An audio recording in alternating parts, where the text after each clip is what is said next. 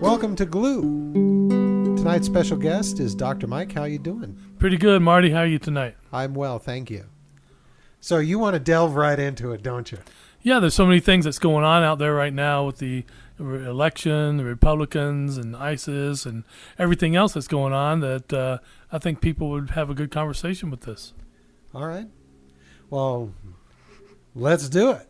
Lead us off. Well, I think one of the most important things I've heard in the last few weeks is I was listening to a show, and the individual it was Rachel Maddow, was talking about politicians today, and this came out not just from her, but in succession a bunch of other people after her. It became like the new buzzword, is that we as American citizens are being led by lesser men than ourselves. And that makes a lot of sense because most of the politicians, I'd say at least 90% or more of the politicians that we have in office today, if they were one-on-one friends of ours, people that we knew or relatives, we wouldn't trust them to take the garbage out, let alone make policies, procedures, and laws regarding our lives, what we can do and what we can't do. And it's becoming more and more obvious that when somebody speaks out at one of their rallies, one of their election speeches or whatever, instead of having the right like they used to stop and say, okay, what's your concern? What do you want? Instead, they get maced, they get tasered, they get arrested, they get removed because we no longer have rights to go to our politicians, to go to our leaders. Why? Because they don't want to hear us. And the second reason for that is they know that they're lesser men than we are. They know they don't have the answers. The only thing they know is they know how to pocket money and how to take what they want and make things happen that'll benefit them. And to hell with me and you and everyone else who's listening to this. Well, exactly. I mean, so many people will say, well, the problem is capitalism and the problem is this and the problem is that. Well, we're no longer in a capitalistic society. No. If anything, it's fascism at worst, crony capitalism at best. Yes, absolutely. I agree with that. And a point to that is that the CNN had on the other day about children in America. 37% of all children in the United States of America live below the poverty level. They don't have enough food. They don't have enough clothing. They don't have enough electricity or power or whatever type they use for heating, for cooling in the summer, to give good, nutritious meals. And this is the United States of America. 37% of all children live below the poverty level. And it's almost 52% for all adults in America live below the poverty level. So how can you make a house payment that's anywhere from $1,000 to $2,000 a month? And I'm not even talking about one of these big, beautiful, fancy homes. I'm talking about just a new standard home that you want to buy. It's impossible. And that's where we're at now because we've got monkeys out of the cages running the government and coming into the government right now. Yeah, another term for that, right? It's called depression. Well, are we talking about mental depression? No. Or are we talking about economic depression? Economic depression, except this one, in the late 20s, because when did the first one happen? It was after the big collapse in 1929, right? Yes, correct.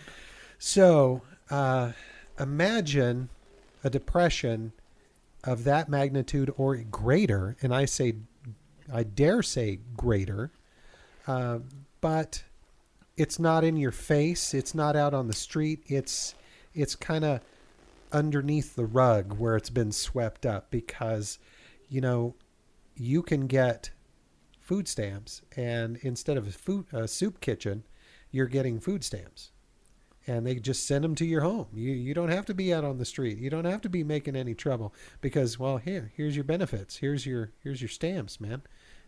Eat and go home and watch watch The Voice or some reality TV or something, and just stay out of the street and pay no attention to what's going on. There you go.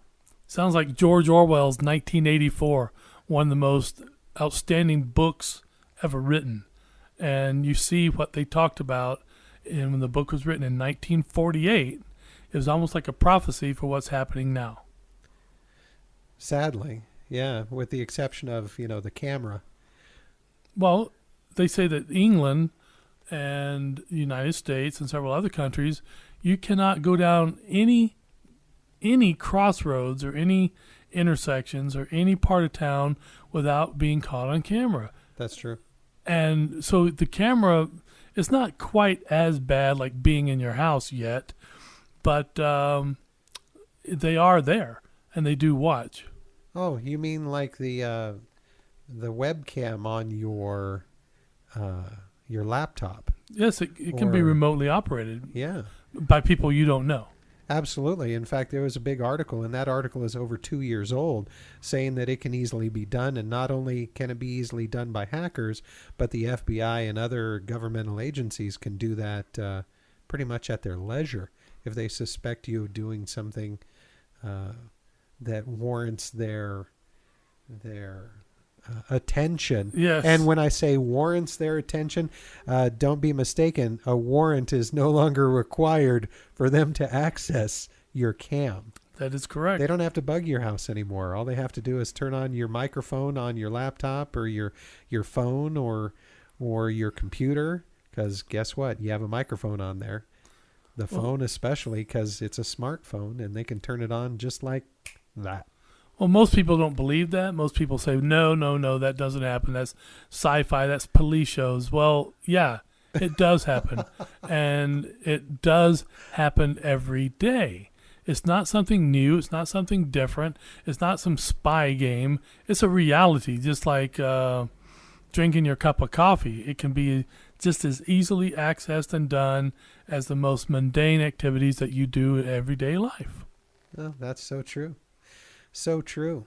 And, I think it's important that people are aware of that capability, because I try and keep this show as positive as I possibly can, but sometimes you have to be aware of things that are happening in your neighborhood.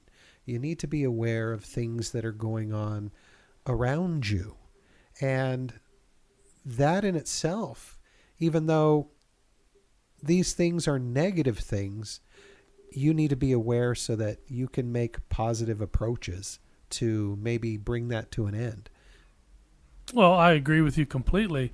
But when you take a look at society and the amount of people that's on this planet and everything else that's going on, it reminds me of movies like THX 1138. Came out in the 70s. And then there's movies like Fahrenheit 451, movies like Logan's Run, and even some more recent movies in which the population was given barbiturates and control. Equilibrium. Yes, they make it. And even though I agree 100% with medical marijuana, I believe that it's a proven, time and time again proven, effective tool for the management of cancers and nausea and other diseases or other ailments that affect the human body. Pain management as well. Pain management completely. You take a look at how many things are made from the poppies. You take a look at what's made from the valerian root, Valium, and all these types of things. Well, I've heard so many people tell me that, the reason they're legalizing marijuana recreational now, not just medically, is it'll keep the people slow. It'll keep the people numb. It'll keep the people under control. Very true. Yes, and if people would take a look at why did the United States Army, the combined armed forces actually, do inner city control practice in which they took tanks, armored vehicles, Humvees, and the new vehicle that's taken the place of the Humvee, and soldiers into places like St. Louis and other cities, and literally go into that city and literally start rounding up people as a practice round. They said, it's for disasters. Oh, you mean like Watertown? Yes, that's a very good example. And started. But that wasn't practice. No, it actually wasn't. But I'm sure they got practice for that from one of these other things. And, they told people, we're going to be doing this. If you don't want to be part of it, then, don't be in that part of town that day. And if you were in that part of town, you were subject to involuntarily becoming subjects of this thing. And it was quite scary. A lot of people said it started out kind of cool, kind of fun, but it got really scary because these people, these police and these soldiers were not acting. They were doing a drill, and they had to be as serious as they could be. And people started getting really scared, because they said, okay, you got me, I'm going to go home. They said, no, you're not. You're going to be processed through the system like we would normally process a real person. What the hell kind of disaster is that? Disaster would be like giving aid to the hospital, food, water, clothing, shelter, not rounding you up, taking you in, fingerprinting, photographing, and sending you on your way or sending you somewhere else. I mean, I don't see what's going on there. I see what's going on there, but I don't see what's going on. You know what I mean? Yeah, well, all I can tell you is this. They also bought an awful lot of these very specialized targets. And these targets weren't just like silhouette targets, to where it's like I don't know. The old paper targets, cardboard targets? Yeah, to where it's like the silhouette of a person, a human being, right? It's got a head, it's got shoulders.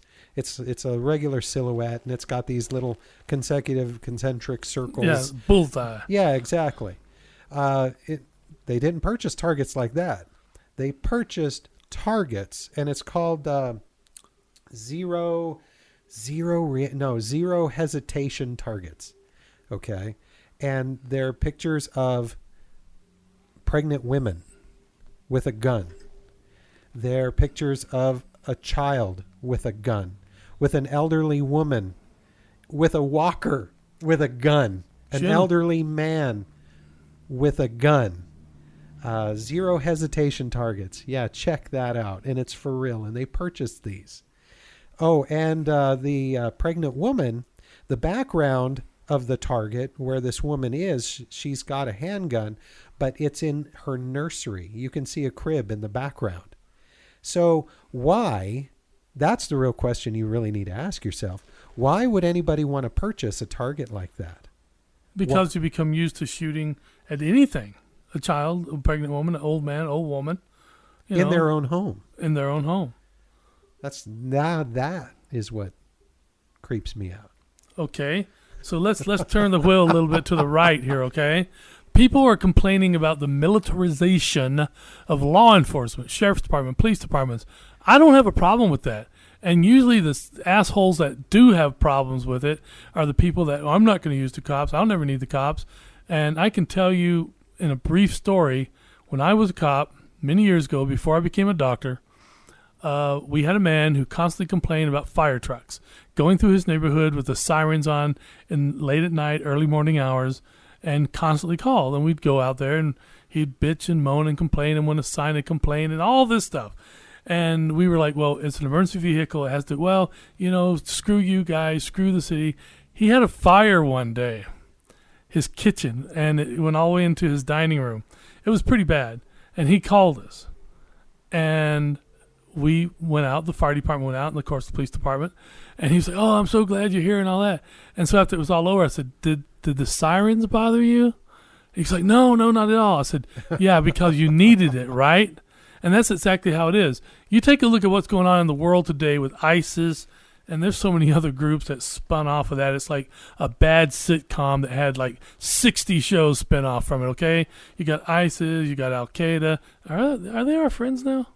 Al-Qaeda? Yeah. Are they our allies now, right? Well, they used to be our allies, yeah. Yeah, and okay, right, okay, gotcha. And then there's Hamas, and then there's... We'll talk about that in a minute. There's all these other things, and, our police officers and our deputy sheriff, our law enforcement are outgunned and outnumbered. So when you're talking about militarizing the police departments, the law enforcement agencies, there's nothing wrong with that because they need what they've got to keep up with what's going on in the world. If you've ever been to Europe, in England, or France, or Germany, they carry submachine guns. They carry a pistol. If you've ever been in Canada, in which I got pulled over by the OPP for going down the wrong way on a street in Ontario because I was an American, didn't know what their signs meant exactly because they use European drive signs. And they thought it was funny. I didn't get a ticket. They stopped everyone. I turned around. But I got out to talk to them, and they had an automatic rifle and a shotgun between the seats, and then automatic pistols on their body.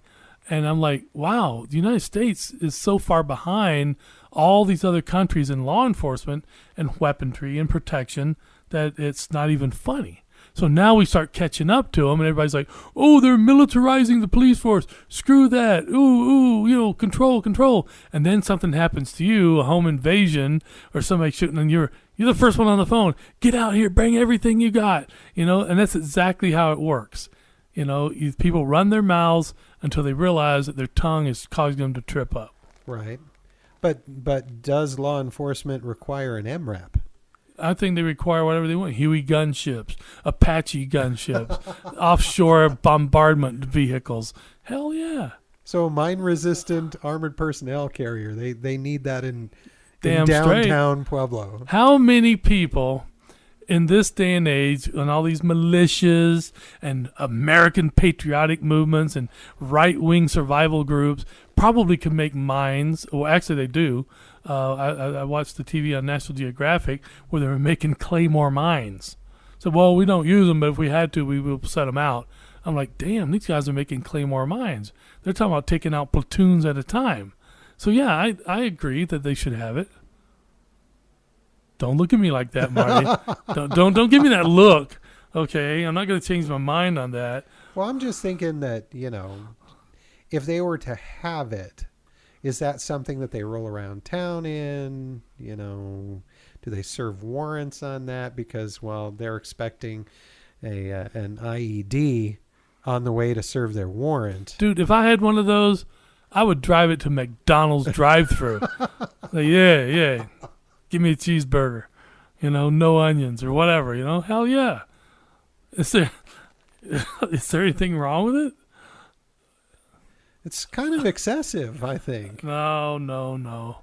It's part of the psychological mindset to say if we need to come, we'll be there, and we'll be there with what we got. Yeah, and you better do as you're told, or else we're going to come for you. Hey, well, it's a double-edged sword, really. Yeah, but if you do something bad enough for them to come to you, or come for you, or come after you. For right now, where there might be some accountability. What happens when that accountability is gone? What if there is no morals, values, or ethics? Or what if there are no oath keepers there to call it keep the rule of law? What happens when there are people who are above the law, and then there are people who must obey the law? And either you follow the law or we come for you. And we determine what that law is, and you no longer have any input whatsoever. I'm just throwing it out there. So for right now, yeah, I understand your point okay. of view, but things can turn on a dime.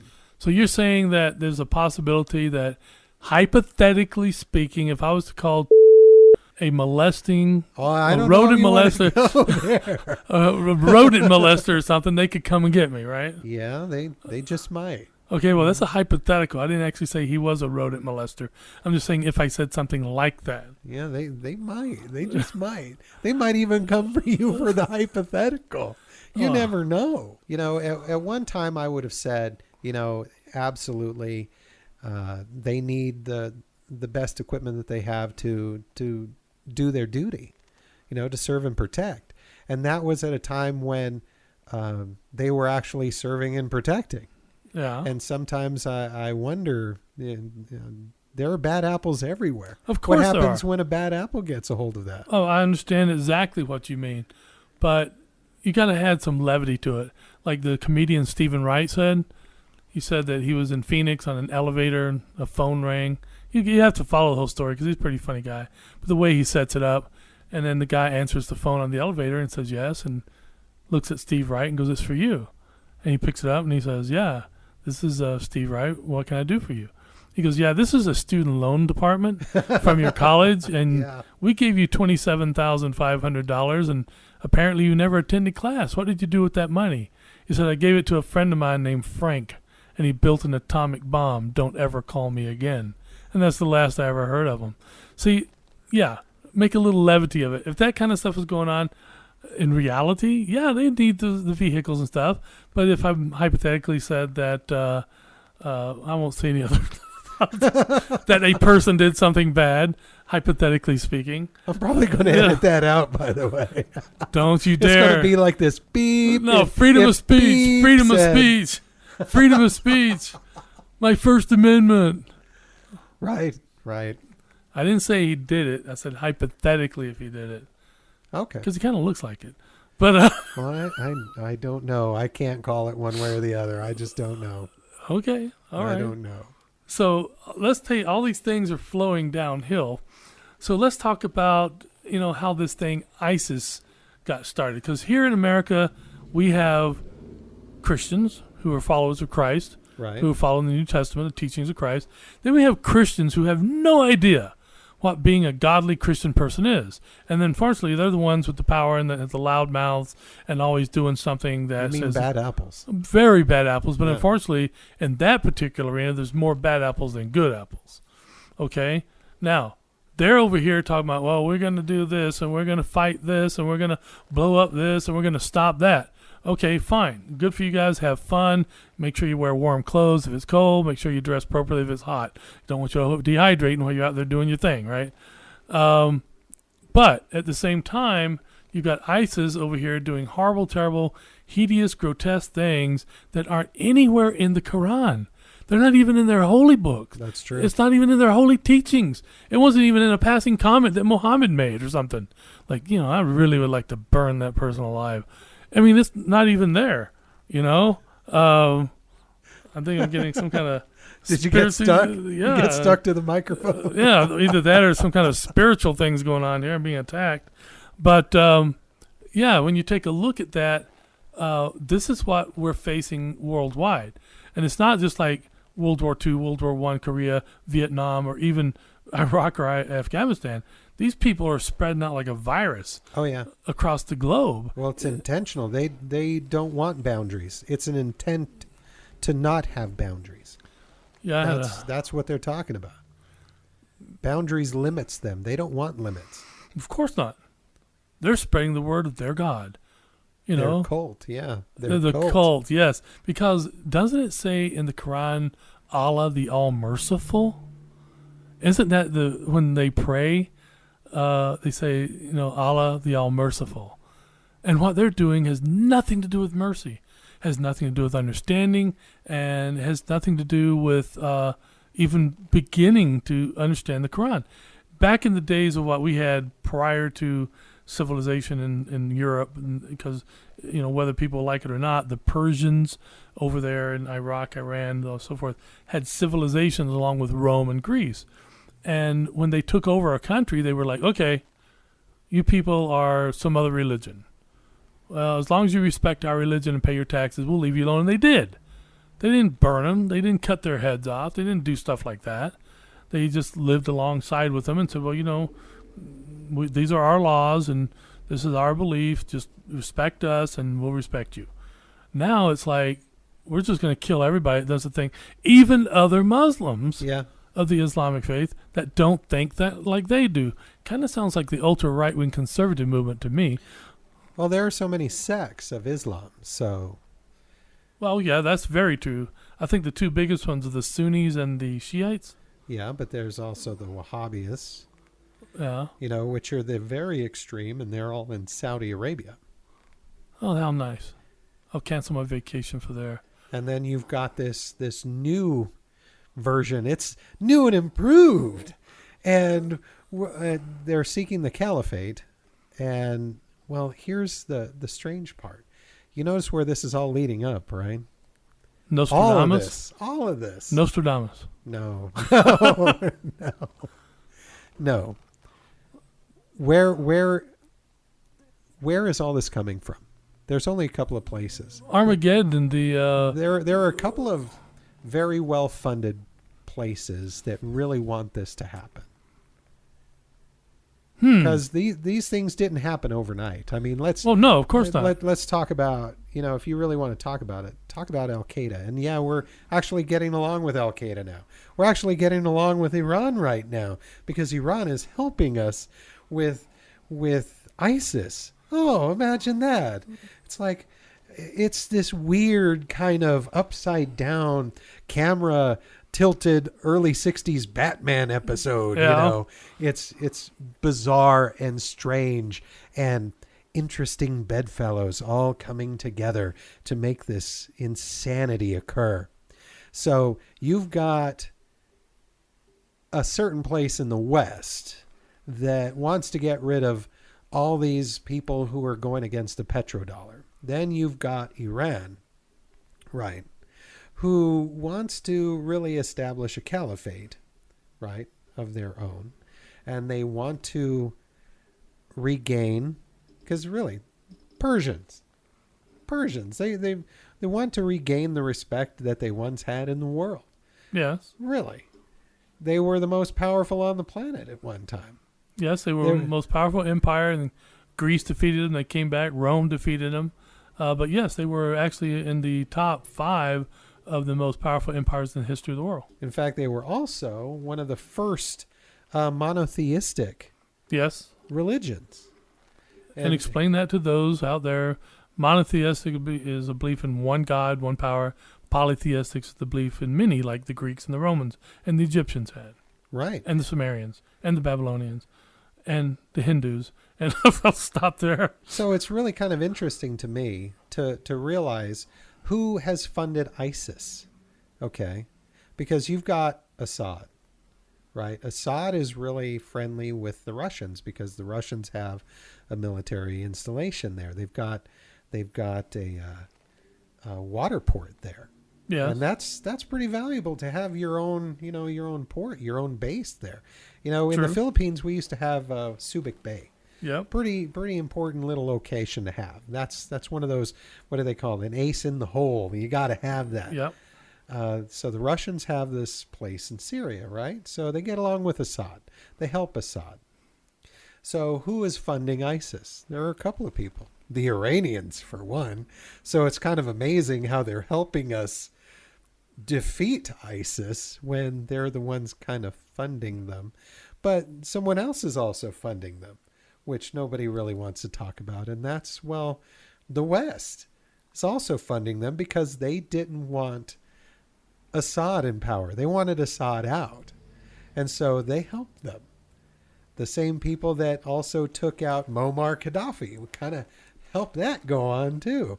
So it's just this odd kind of strange company that we keep these days. In fact, we take a look at the the list that they have of the state-sanctioned terrorist list that aren't allowed to have printers and things like that.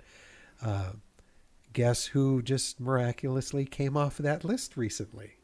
These people that were in negotiations for allowing them to have nuclear weapons. Well, you know, not nuclear weapons, so to speak, you know, because nobody really wants to do that. Nobody wants to enrich uranium from their nuclear power plants. That's crazy talk. Nobody does that. Oh, yeah.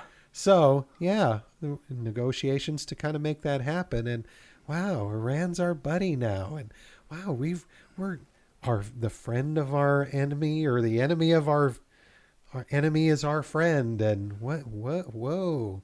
So I'm just kind of amazed how this is the shaping enemy up. of my enemy is my friend. Right. That's the old story. Yeah. Well, you got to look at it this way. Ho Chi Minh, who turned against us in Vietnam, we helped him throughout World War II to fight the Japanese when they invaded. Then he turned on us. After he requested some time with Truman, he went to Truman first, and Truman didn't recognize him. Right. So he turned on us. That's right. Well, Bin Laden was a CIA operative. We trained him. We taught him. We gave him everything. Oh, you mean Tim Osman? Yes. Yeah. And who became known as Bin Laden. He turned on us. Because we trained him to go fight the Russians along with the Mujahideen in Afghanistan. That's right. And they used us and turned on us. And so Al-Qaeda was a creation of...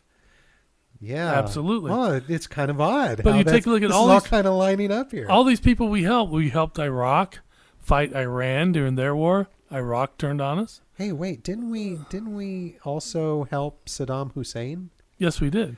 So we train like these big pit bulls. And it's like they do this, and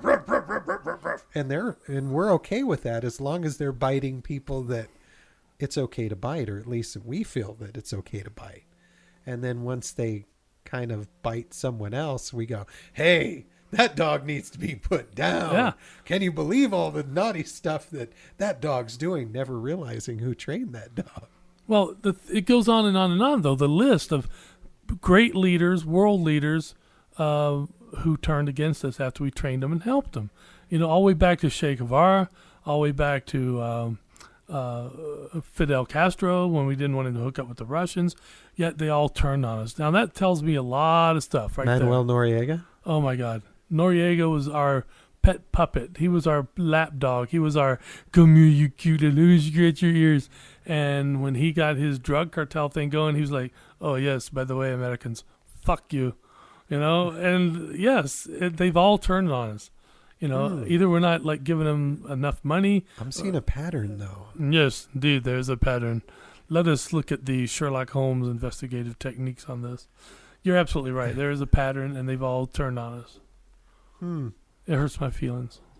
And I do believe that ISIS, to some degree, or at least some of the people in ISIS, were trained by us for other reasons, and now they're like, we're done with you. We're going to hook up with this new group, Islamic State. I mean, I wish they get their name right. ISIL, ISIS, IS. Come on, give them a name and keep it, okay? We know what you're talking about. Well, they don't even get along with each other. How are they? Well, no, they just joined. ISIS just hooked up with the Boko Haram. I hope I'm saying that right. Boko Haram. Yeah, Boko Haram. And they got together and they got along for like 3 days. And then they had a big falling out with each other. It was all over the news. Boko Haram saying, well, they are prejudiced against us because of this and our beliefs. And then the ISIS saying, well, no, they're prejudiced against us and they don't believe what we believe. So that lasted about, I guess, maybe totally a week. They're still hooked up together, but they're just not playing with each other. And I think that's kind of cool. Maybe they'll kill each other. I don't know. Well, they have been for a while now. Killing each other? Yeah, that's exactly what's going on. Because if you think about it, we really don't like Assad. We really don't like ISIS. Yeah, that's an understatement. They're taking each other out. We really don't like Al-Qaeda. Al-Qaeda's in the mix as well because they were one of the first ones to say, oh, those ISIS people, they're crazy. Yep. They're crazy. And wow, the same guys using drills, for extortion. It's like, no, I'm gonna drill your kid right in front of you with this nice little DeWalt. It's like, hey, you're gonna do what we say, or else you know what? I'm in a bad mood today. I'm gonna drill your kid anyway. Yeah. And you get to watch, and those are the ones that are saying ISIS is crazy. How crazy do you have to be when the crazy people say he's crazy? Yeah. So that's like being committed to a state hospital in the most severe forensic ward, and all the other people going, "Oh no, get him out of here. We don't want him in here. He's really, really bad. He scares us. He's not with us." It's like you scared the hell out of everybody on the planet, and he scares you. Well, that's exactly what ISIS is. It's the bad child. It's the unwelcome, demonic, nasty, whatever label you want to put on it. Jordan turned against them, and even these countries that we haven't got along with in years in the Middle East are saying, oh, please help us get rid of these people. Mm-hmm. It's like, oh, they're taking Islam a little too far? It's almost like the perfect storm, and they've created this interesting little meat grinder for everybody just to kind of wipe each other out. Yes. And everybody's funding it. Oh, yeah. They're pouring in weapons, ammunition. They're just pumping it in there so these people can do these things against each other. And I suppose that's a good idea, because as long as they've got their attention on each other, they really don't have their attention on us. Yeah. Even though, when they talk about us, there's all this vitriol and everything else. But they're kind of at each other's throats right now, aren't they? Oh, absolutely. And I think the way it stays, the whole situation is crazy because, you got a lot of Republican conservatives wanting us to hook up with Israel or whoever and go and fight Iran. Okay? And you got these people fight. It's so easy to say go fight when you don't have to fight. Oh, yeah. When you're not the one involved, when you're sitting in a government office or you're sitting in a corporate office reading the paper or watching, I don't think anybody reads the paper anymore, watching the tube or the net and seeing what's going on, going, oh, yeah, we're doing just fine. We're doing just fine. Whatever. It's like a gigantic chess game, a very demented, sick, twisted chess game, but it's a chess game is all it is. Right. Because all of it is, if you think about it, control. Yes. It's about absolute control over resources and money. And they weren't satisfied with getting your resources and your money. Now they want everybody's resources and everybody's money. But the United States could support itself with oil and natural gas for the next 1,000 years or more and off of our own coast. That's true. Why do we need these people? Not even off of our own coast. Not even talking about the Alaska reserves. Oh, my God. Just talking about the fracking that we can do in this country should it become necessary. And that's the only reason why we're seeing gasoline and the price of gasoline drop like it has been. You're never going to see it above $50 a barrel anymore. No. Because the Saudis know that as soon as the price goes up, then we're going to start producing oil here in this country, and all of a sudden they're not going to make any money. Well, a kind of a sideline to what you were just saying about Alaska. You know, there are so many shows on TV now, the Alaska Bush People, the Alaska Last Frontier, Living Below Zero, Living in Midnight. I think one of the bigger ones is Alaska Frontierland with the Otts family and all that. And it's like, and then you got Alaska State Patrol or Alaska State Police and Alaska Survival. I think they're trying to get more and more and more people off the mainland of America to move to Alaska, thinking that they can be part of that wild, wonderful, still open, unexplored frontier type stuff, because they want to build like a sub-militia up there to protect those resources because they know sometime in the near future they're going to have to use it. Now, this was explained to me by a special forces officer, and he said, well, yeah, this is like winning the minds and hearts of the people, and, get a lot to move up there. So there's lots of people with guns, and they're legalizing marijuana up there for the first time, and you can have any kind of gun you want, and if you live in a certain area, you can hunt all year long, your own meat. And you get a lot of people like that up there, and what are you going to have? You're going to have a ready-made militia who's going to say, oh, no, you're not coming in here and taking this away. My uncle makes $300,000 a year working on the oil line. My brother makes $200,000 working in the fisheries and this stuff. And these people will become very, very, very protective. And to me, it's like they're trying to build up a protective service in Alaska for those very resources, because it's loaded with resources like Greenland is. Right. And people don't go to Greenland, but now that it's beginning to melt due to the global warming, or what do they call it, climate change now? Climate change. Oh, yeah, that's because right. global warming sounds too serious. That's right. They're finding gemstone. They're finding gold. They're finding enough stuff in Greenland where it could become one of the richest countries in and by itself on planet Earth. And you know why it's called Greenland? Yeah, the Vikings came. They named Iceland, which was the good one with the forest and the hot springs and all that. They said, well, this is covered with ice. And people, I don't want to go to Iceland because that's too cold. And they said, well, this one over here is called Greenland. Oh, it's so beautiful. But it was a solid chunk of ice. Right. So everybody started migrating to Greenland. So the Vikings and the Danish, they were the Vikings at the time. Sounds like the Alaska situation, yes, doesn't it? Absolutely it does. And that goes back thousands of years when this happened. And they were smart enough to do that. We want Iceland for ourselves, so we'll call it Iceland, even though it's green. And we'll send everybody to the one next door, and we'll call it Greenland, even though it's solid ice. And people said, damn, if this is the best of the two, this sucks, So, yes, I know exactly the history of that is crazy. But, yes, it is all kind of the same spin on what they're trying to do to Alaska. They want people to migrate to Alaska and to form larger cities, a bigger workforce, and a more of a protective force. That's how I see it. Once again, I've left you speechless, Marty. Well, I have no... I don't even know what to say about that. Well, it seems like the right way to go because, I mean, there's so many politicians and there's so many scientists saying that we have the resources on our mainland and on our coast in Alaska to take care of ourselves for thousands of years. We wouldn't need to buy a bucket, one single little bucket of oil from any other country on the planet. We could do our own. The coal we have and everything else, we could take care of ourselves. Well, a lot of people don't realize that, on a high number, we're 350 million. On a low number, it's 330 million. So what happened to 20 million people, Marty?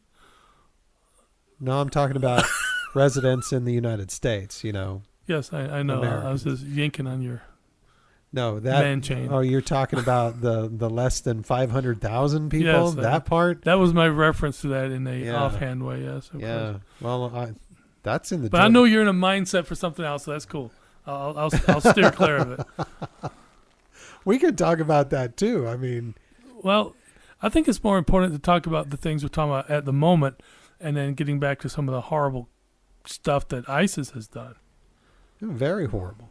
Very occultic. Oh, beyond occultic.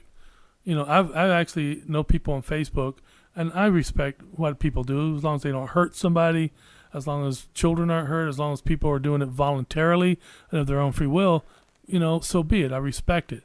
And I do have people on my Facebook. I have over 4,000 people on my Facebook page, and some of them are into witchcraft and Satanism. And even they've written stuff like, damn, this is insane, Yeah. And these people allegedly in their practices would do odd things that we'd find highly questionable. And even that, they're going, damn. Yeah, no, this is next level. This is next level. Oh, this is beyond next level, Marty. This is going way up the ladder. Because what a lot of people aren't seeing in the mainstream news, if you want to even call it news anymore, we'll call it mainstream spin. Oh, you're talking Let's about just call Fox, right? Yeah. Well, Fox, CNN, ABC, CBS, NBC. How about MSNBC? MSNBC, it's all the same. It's spin. Because did you know that ISIS, when they fight, they take each other's heads. They put the heads on the front of their Jeeps as they're rolling into a town. I mean, this is like Dark Ages kind of. This is brutal. This is brutality. We haven't seen this kind of thing in a very, very long time. Probably since the Dark Ages. Probably since some of the weird crap that happened in Japan. With the Japanese, eating people for lunch and stuff like that. But yeah, you're absolutely right. And don't get me wrong, I have the utmost respect for the Japanese people and the Japanese culture, but during the war, they did stuff that made their allies, the Nazis, go, damn, what are you doing? That's true. That's true. They were pretty hardcore. Oh, but then again, that also had a lot to do with the Bushido. Yes, the code. The fighting code. But as you were saying, I didn't mean to interrupt you, because the beheadings and the burnings, tell us about some of that, because I don't even like to talk about it, but I know you're much more up on this and you actually have seen some of this stuff. When you see what they're doing, I mean, they round up kids, throw them in a cage, pour gasoline on them, and set them on fire. That I have no idea what in the hell they're thinking, other than is there some aspect to it that we're not aware of? Is this some sort of, I don't know, maybe sacrifice to some sort of something? A deity that something they might believe just in? Does not seem right about this. Some of the things that they're doing are very ritualistic in not an Islamic way. No. It's all, without coming out and just saying it. I mean, it's pretty demonic. Well, when you come out and look at it, people talk about demonic. Usually when people talk about demonic, they're not talking about this.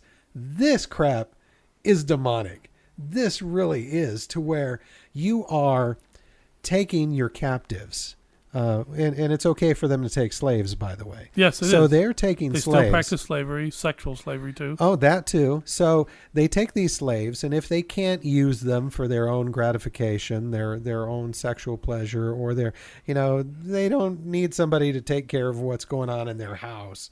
And so they say, well, this one isn't really that attractive, or this one is someone we really don't even like. We're going to harvest their organs because, well, they belong to us. So we're going to harvest their organs and we're going to sell them. Yes. And that's perfectly okay. But you know what? That's very gruesome, ghoulish, demonic. It doesn't get... how much worse can it get than that? Well, it sounds to me almost like a fallback to the worship of Baal or the Sumerian gods. It was... the Sumerians used to have a thing they would do is that they would take the women and they would rape them and then cut off their arms and legs and then still rape them. I guess they didn't like fighting. And the men they would take onto a bridge or a log over running water and they'd slit open their bellies and tie a piece of wood, a large piece of wood, to their intestines and throw it into the water, and the water would catch it and start floating it downstream and start unraveling their intestines until it got to the stomach and everything, and then it ripped that out, and the people would still be alive for sometimes up to an hour, and they laughed and they thought it was a cool thing to do and it was funny. And of course there was recently I watch some of these shows on TV sometimes about hearings on this and hearings on that, whether it be Congress or court. And it was these men from somewhere in I think it was northern Iraq. And they said that ISIS had come in there and had taken their women for servants and slaves. And then they picked out the prettiest girls, these children now, 6, 7, 8, 9-year-old girls, to be their sex slaves also. Then the rest of the children, the father said, please, give me back your children. They said, we'll give you back your sons. Sure, that's not a problem. We'll let you hold their hand and you can take them. Well, they poured pitch on them. And pitch but those of you who don't know, it's a black a gasoline oil type substance, like tar, I guess you could say. And they poured them all over the children, and then they poured them on the men's hands and the children's hands, so they stuck the hands together. Then they set the children on fire. So here's this father holding on to his child who's covered with his substance from head to foot, who's burning, that you can't put it out. Even if you tried rolling around, it wouldn't work. And so they got to hold napalm. Yes, it is. And they held their hands while they did it. And then they got to see their very young daughters, preschool, little whatever. It's kind of weird to talk about being taken away to become somebody's sex toy and women to be sold and traded for sex. I mean, this is not normal. As a forensic psychopathologist, I don't even know where I could find any of this in a DSM-5 or the DSM-4 revised or anything. You're going to have to reclassify it. Yeah, I think this is like you'd have to go to a real Hannibal Lecter type person and go, look, Dr. Lecter, I really need some clarity on this. Could you help me? Because this shit is not in anything I've studied, read, or even heard about unless we want to go way back in time to ancient days when they got off on that stuff. Right. Whether it was because they didn't have TV or radio or whatever, I don't know. But they seem to enjoy it. And these ISIS is bringing it back. Some of those horrific forms of torture and death ever seen by modern man. Period. There's no, like you said, people who say they're Satanists or demonic, necromancers, whatever. Hey, more power to you. Have fun. Knock yourselves out. But this is so far beyond that. I don't even think there's a word classification for it. I don't. I mean, this is like horrible, horrible stuff. Cutting people's heads off with a survival knife or sometimes nothing more than almost a pocket knife. It's like a bayonet. Yeah. It's brutal. It's brutal. And executioners in the Middle East start training their children when they're 6 to cut people's heads off. So they take prisoners and have somebody hold their head and hold their back, and this kid practices swinging the blade, sometimes 20, 30 times before the head comes off, so he can learn how to be an executioner. This isn't any book I've ever read or anything else. I don't understand. Yeah, one of the most gruesome things, okay, that I've seen is this, and this is coming from that area, and this is Don't make me throw up, okay? This is out of Syria, and as a father, you'll understand why I consider this the most gruesome out of everything that's there. The most gruesome thing that I've seen is a 7-year-old boy standing there with them. He's got an AK-47. This little boy is 7.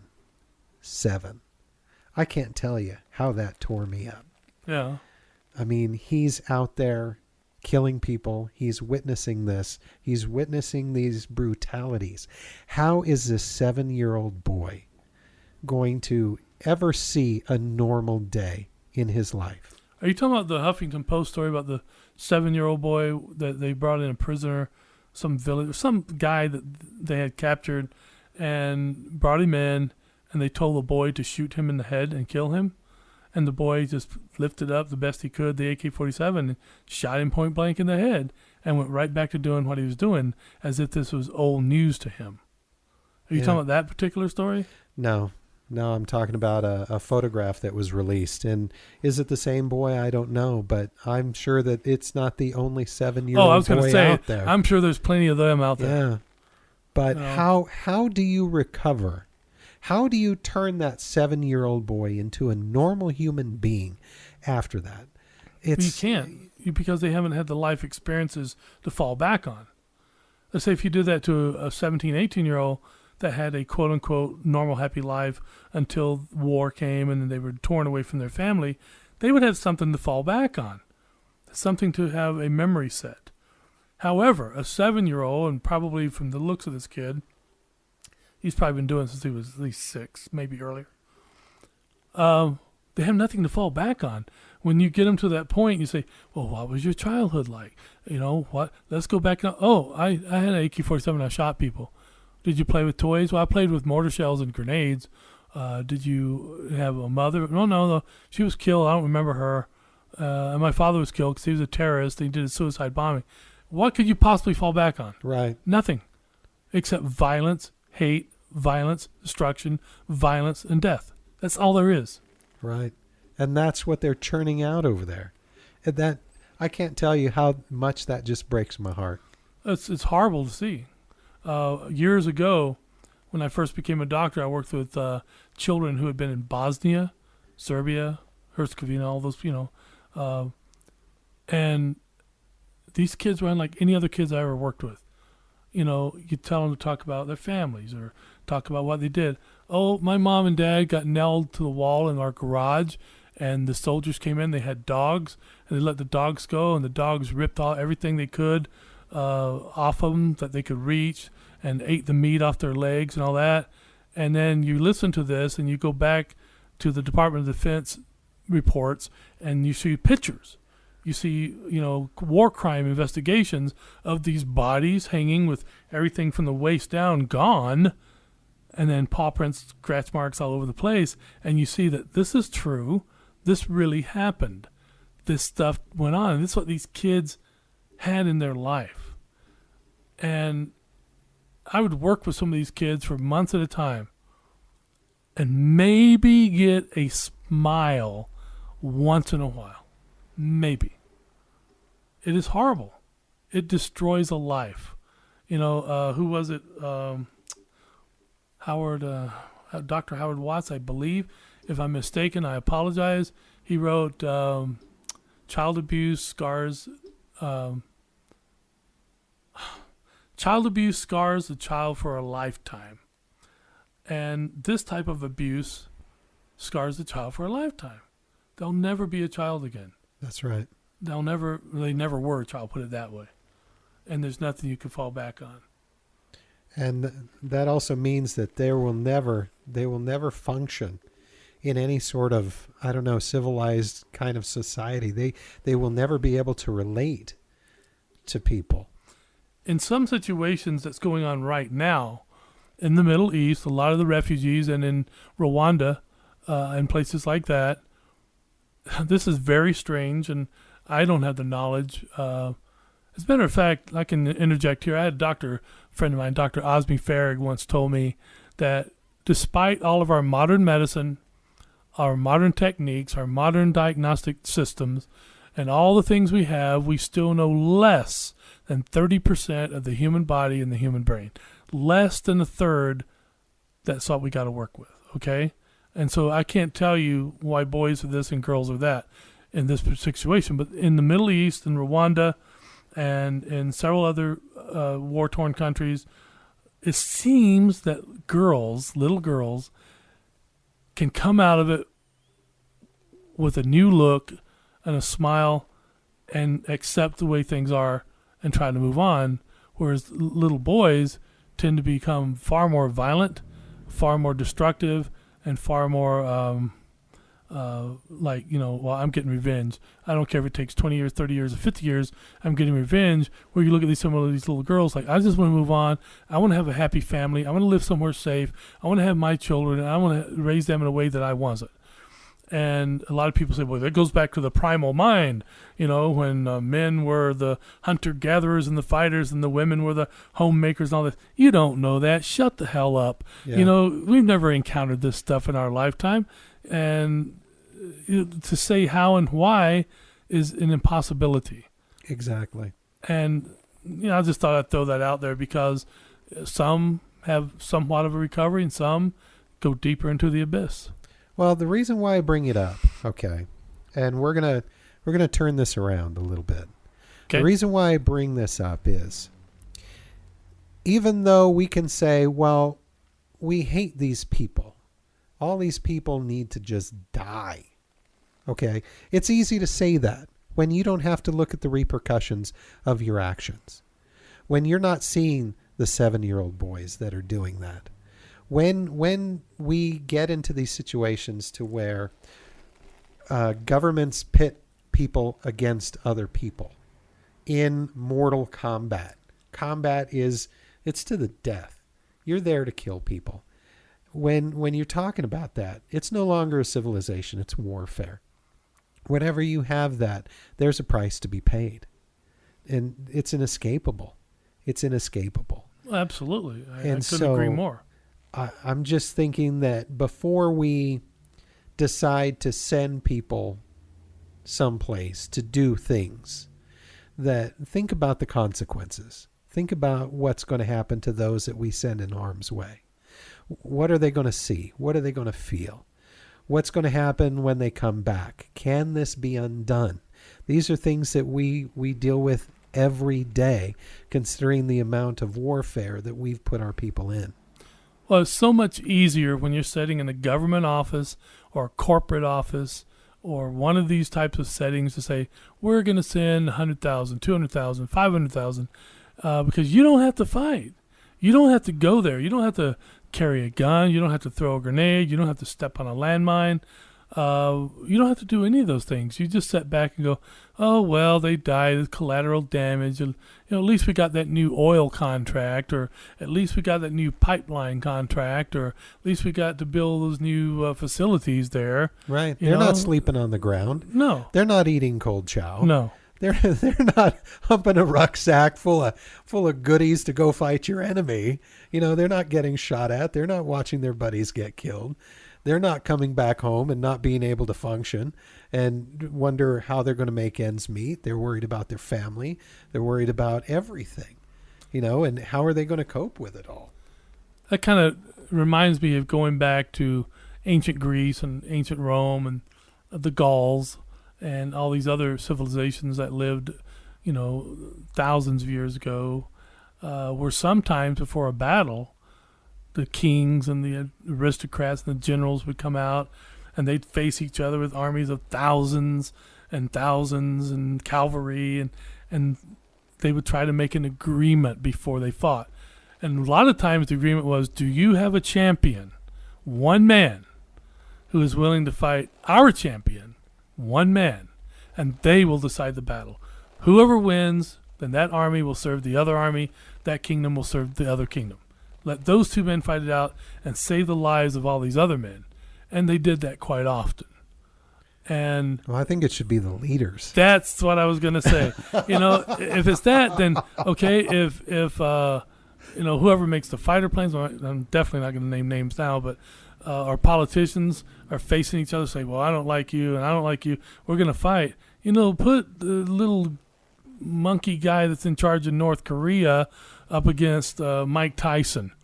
They're not exactly leaders, but they could be our champions, and watch Mike Tyson pound him into nothing and go, well, North Korea just lost.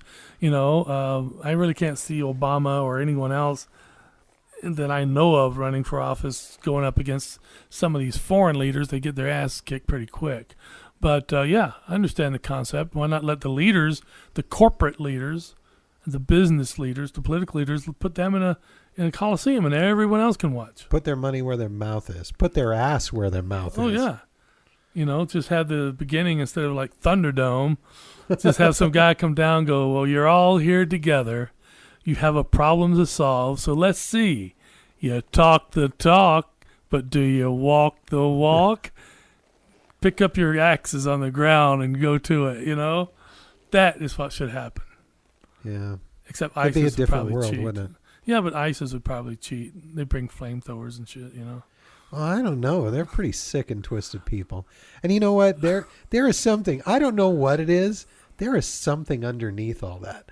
I couldn't tell you what, but there is some sort of funky ritual kind of dark magic happening over there. We're talking about games of swords. Yeah. They're following the old gods, Marty. Something. Dark gods. Something bizarre. There's got to be goat's blood or something involved in that whole mess. I don't know what, but I can see two ISIS guys walking together, talking about the weird, strange, hedonistic, animalistic, demonic stuff they've done, and one looks at the other and goes, do you remember the first time you ever blew a chimp? You remember the look on his face? Yeah, you remember the first time you tasted goat's blood? Oh, yeah, like who has it? And then just walking on together to their little camp together. I could see that happening. Pretty bizarre. How do we fix it? No, I won't say that. Say Russia and America has a big nuclear arsenal. We could test some bombs. I don't know if that would even help. Yeah, because these people are like insects. They would live too far under the ground. Well, no, it's because it's not just in one area. I mean, is this what they're talking about on the Guidestones? Really, is this what it's all about? Seems like it. Are they trying to, light this fire to try and get it to what they call the end times? Is that what this is all about? They want to unleash this upon the world in this dark, twisted sickness. Is that what it's? Well, it's kind of odd you just said that because last night on the news, it was actually on CNN again, one of the ISIS leaders said, let's bring this together. Let's put all the forces against one another. And we can create that great end battle that you speak of called Armageddon. And we can end it and see who rules the world after. That's pretty dark, yeah. Yeah. But I truly believe, based on what we've been talking about, and not what we've been talking about, not what we've been telling people, but what's been proven in the news, what's been witnessed, what's been filmed, what's been shown to the world, look what we do, type stuff that they've done. I think they're falling back to the old gods, the old beliefs that existed before Islam, before Christianity, before Satanism, before any of those, the dark gods, the seven gods, the underworld, these types of things. I think they've fallen back to a belief system kind of like the Nazis did. Right. Taking the heads of the fallen society.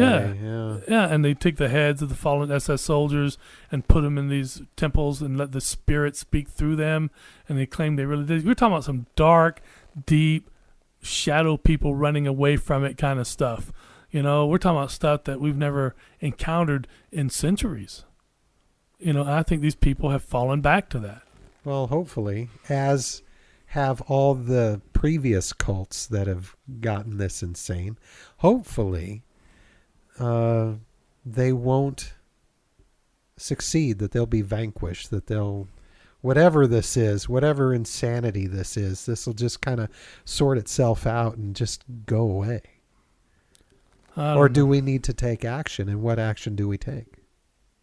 I think we had a major push with all the countries involved, all the countries against it at once, just dumping everything they had, it might not end it, but it sure enough would put one hell of a kink in their style. You know? Right. I don't know. I don't know either. I have no idea. I'm not a politician. If I was, people would say that I'm on the verge of becoming a totalitarianistic type of a person. I don't know. All I know is that whatever path we choose, it's going to have consequences. And, you know, is it a Pyrrhic victory? Is a Pyrrhic victory worthwhile? And that's, I don't know. I just don't know. This whole thing has me scratching my head, and it's so confusing to me because I just can't comprehend or understand the motivations behind it, what it would take to unleash such brutality upon others. Well, I can only say stay tuned for more episodes of Glue because there's so many unanswered questions from this one. So, well, hopefully together we can find a solution. We can come together and we can discuss this in a rational manner and not just light each other on fire, that we can be civilized people. well, before we take off tonight, I'd like to remind everybody to keep listening to Glue with Marty Muniz. It's a great show. It's a lot of fun. And keep your ears open for After Dark with Dr. Mike, my show. Marty and I are going to be getting that out, and we'll be playing about 30 or 40 reruns from our greatest shows that I've done over the last 17 years or so.